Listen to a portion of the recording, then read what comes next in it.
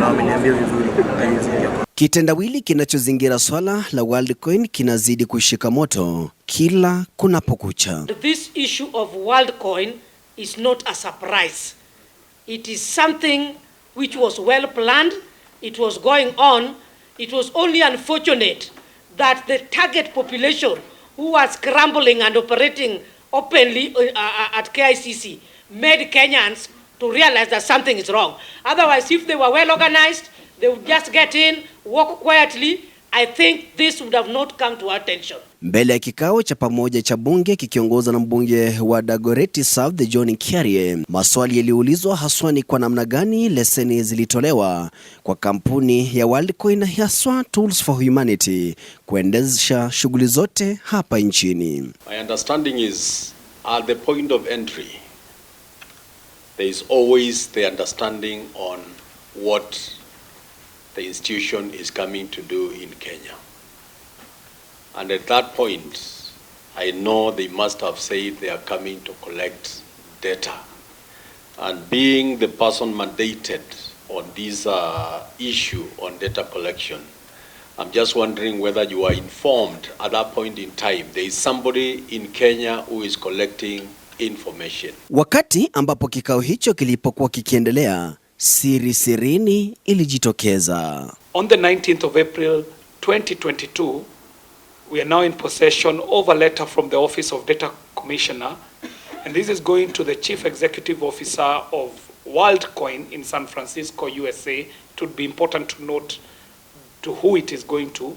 This is Mr. Alex Blania, and this is a letter collection of biometric data from persons resident in Kenya. I'm only getting this document now. Je, wahusika wakuu ni kina nani? Na barua zilizokuwa zikiandikwa na kutolewa kwa mwezi wa Aprili nani aliyeziidhinisha? The office communicated with Worldcoin initially by way of letter to the CEO, the co-founder Alex Blania.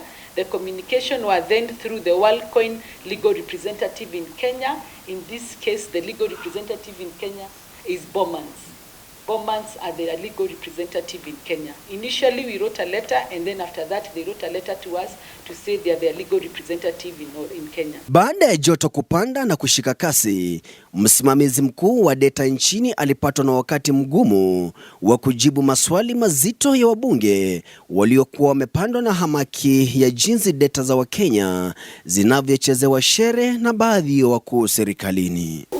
It went public is when it came to our attention, and what we did as an office was to issue that notification to the public. You've asked us whether there is any additional information. Chair, I'll go and check whether that file is comprehensive. If there's any additional information, we are willing to support this committee to the conclusion, to provide as much information as possible. It's not in our interest that this matter does not come to rest. For the last couple of weeks, that is the only thing we have talked about. And maybe just to emphasize, it is a complex issue that goes beyond data protection, Chair. We are keen on putting this matter to an end. As an office, we have identified gaps in terms of legislative framework and what needs to be done. Nani aliyetoa idhini ya biashara hiyo hatari kuendeshwa katika jumba la serikali la KICC?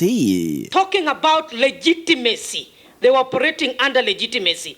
The place of operation is a government facility.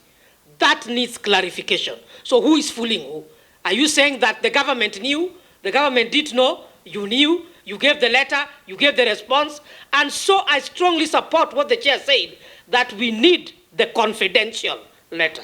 And these letters must be produced to this committee. Chair, I would request, this Worldcoin personnel, I would want to use an unfortunate name because now I don't understand them. The monster Worldcoin.